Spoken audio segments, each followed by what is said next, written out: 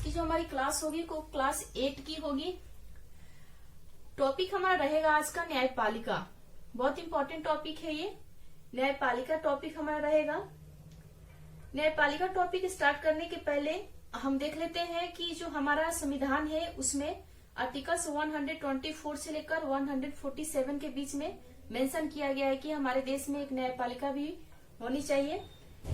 और इसकी जो स्थापना है वो है 1 अक्टूबर 1937 को। ठीक है, 1 अक्टूबर 1937 को इसकी स्थापना की गई थी। ये फोटो में आप लोग को दिख रहा है। ये आप सभी जानते हैं कि ये क्या है। ये हमारे देश के सर्वोच्च न्यायालय है, सुप्रीम कोर्ट है ये।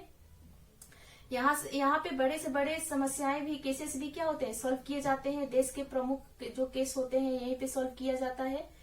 अब हम जानेंगे कि न्यायपालिका किसे कहेंगे। ठीक है, न्यायपालिका का मतलब क्या होता है। तो मैंने यहाँ पे थोड़े से डिफिनेशन लिखे हुए हैं, तो देखते हैं। न्यायपालिका सरकार का वह अंग है जिसका प्रमुख कार्य संविधान की व्याख्या करना तथा कानूनों को भंग करने वाले को दंड देना है। ठीक है, जैसे आप जानते हैं कि जो हमारे देश की जो सरकार है उसमें अनेकों प्रकार के पार्ट्स हैं। अलग अलग सेक्टर में अलग अलग काम दिए गए हैं, संस्था को काम दिए गए हैं। तो न्यायपालिका भी उसमें से एक अभिन्न अंग है। सरकार की क्या है, एक अभिन्न अंग है जिसका प्रमुख कार्य संविधान की व्याख्या करना तथा कानूनों को भंग करने वाले को दंड देना है।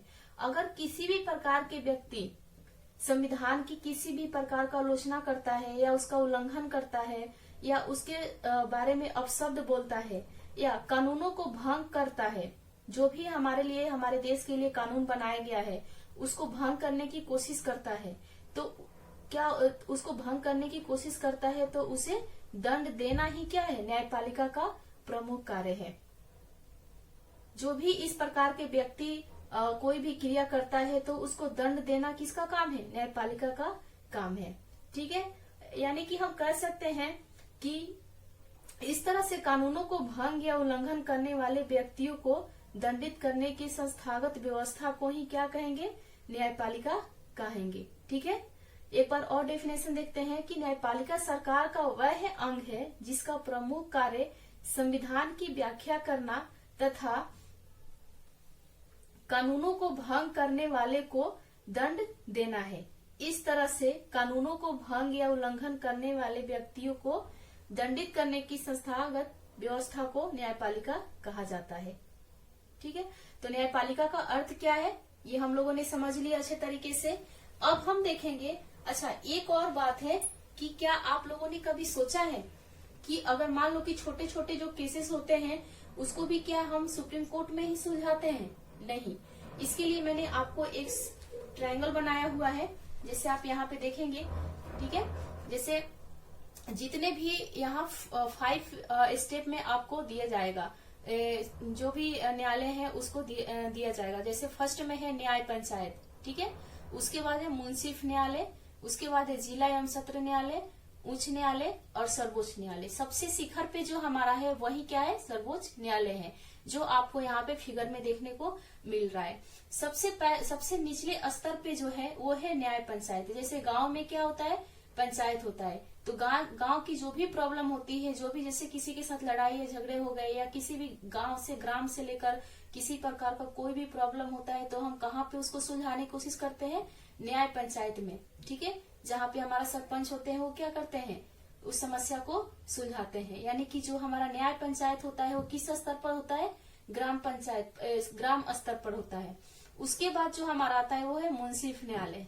ठीक है, ये क्या होता है, प्रत्येक जिले में एक स्थित रहता है। इससे जो थोड़ा ऊंच होता है, अगर किसी प्रकार की कोई समस्या है वो न्याय पंचायत में नहीं सुलझ रही है, ठीक है, तो क्या करेंगे, हम उस समस्या को लेकर जाएंगे मुंसिफ न्यायालय में। ये जो मुंसिफ न्यायालय है वो सभी जिलों में एक होता है, प्रत्येक जिले में एक रहता है। अगर यहाँ भी इस समस्या का कोई भी सॉल्यूशन नहीं निकलता है, कोई भी समाधान नहीं होता है, तब हम क्या करते हैं, जिला एवं सत्र न्यायालय में लेकर जाते हैं, जो सभी जिला में एक स्थित होता है। हमारे देश में जितने भी राज्य हैं और राज्य में जितने भी जिले हैं उन सभी जिले में क्या है, एक जिला न्यायालय स्थित है। ठीक है, तो उस समस्या को लेकर हम यहाँ जाएंगे, जिला न्यायालय में जाएंगे। उसके बाद भी अगर उस समस्या का समाधान नहीं निकलता है तब हम क्या करेंगे, उच्च न्यायालय में जाएंगे। अब आप यहाँ देखिए कि जो उच्च न्यायालय है वो कितने हैं, 24 है। हमारे देश में जितने भी राज्य हैं सभी राज्य में उच्च न्यायालय उपस्थित नहीं है।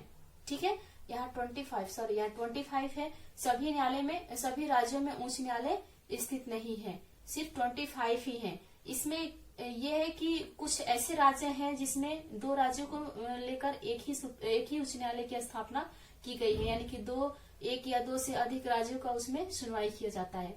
अगर उस समस्या का समाधान यहाँ भी नहीं आपको मिलता है, यहाँ भी सॉल्यूशन नहीं मिलता है, तब हम कहाँ जाएंगे, अपने देश के सबसे सर्वोच्च न्यायालय के पास, यानी कि सर्वोच्च न्यायालय सुप्रीम कोर्ट के पास हम जाएंगे।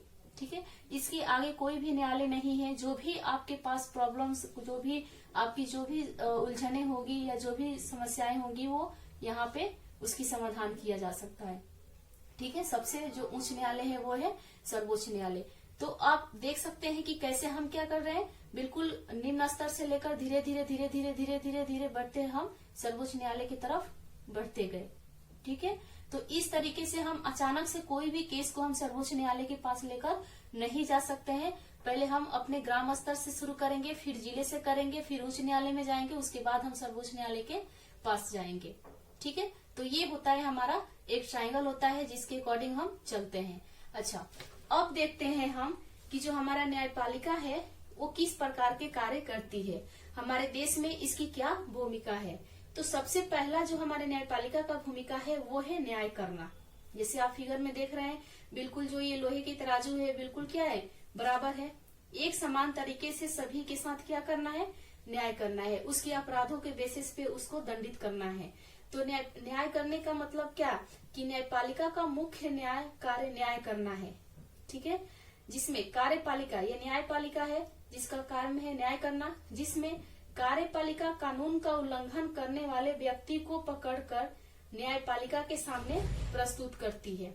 जो भी कार्यपालिका है, जैसे हमारे प्रशासन हो गए, पुलिस प्रशासन हो गई, अगर कोई भी व्यक्ति हमारे देश के संविधान के साथ या कानून के साथ कोई भी खिलवाड़ करता है, कोई भी छेड़खानी करता है, तो कार्यपालिका क्या करेगी, उसको पकड़कर हमारे न्यायपालिका के सामने पेश करेगी।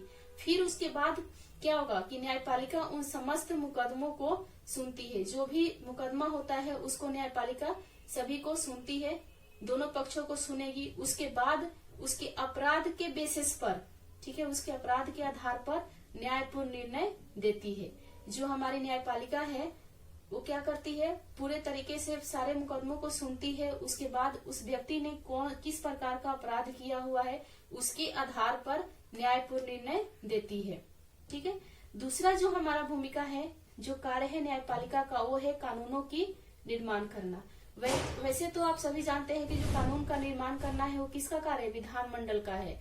ठीक है, कानून निर्माण का कार्य विधानमंडल करता है, परंतु कई ऐसी स्थिति होती है जिसमें न्यायपालिका भी कानून का निर्माण करती है। ठीक है, कई ऐसी स्थिति हमारे देश में बन जाती है जब क्या होता है, न्यायपालिका को भी कानून का निर्माण करना पड़ जाता है। वैसे तो जो कानून निर्माण का कार्य होता है वो कौन करता है, विधानमंडल करती है, लेकिन कुछ विशेष स्थिति उत्पन्न हो जाती है जिसमें न्यायपालिका को भी कानून का निर्माण करना पड़ता है। न्यायपालिका का जो सबसे इम्पोर्टेंट जो कार्य है वो है संविधान का संरक्षण करना। ठीक है, वो है संविधान का संरक्षण करना।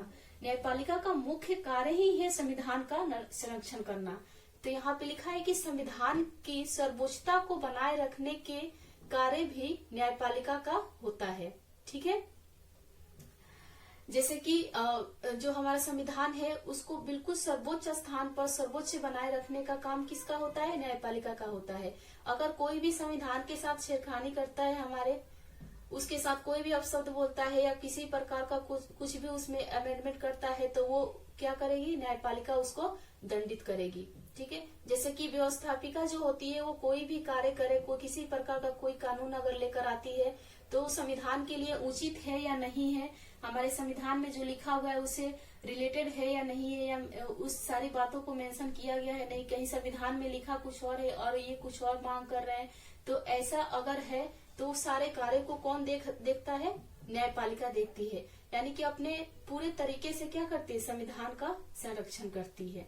तो ये हमारे न्यायपालिका का मेन कार्य है। पहला है न्याय करना एंड दूसरा है कानूनों का निर्माण करना और तीसरा है संविधान का संरक्षण करना। तो आई होप आप लोगों को ये न्यायपालिका का कार्य क्या होता है, न्यायपालिका कहते किसे हैं और किस तरीके से एक एक करके हम सर्वोच्च न्यायालय तक पहुंचते हैं, वो सारी चीजें आप लोगों को समझ में आ गई होगी। ठीक है, तो आज का टॉपिक इतना ही है। आई होप आप लोगों को समझ में आ गया होगा अच्छे तरीके से। ओके।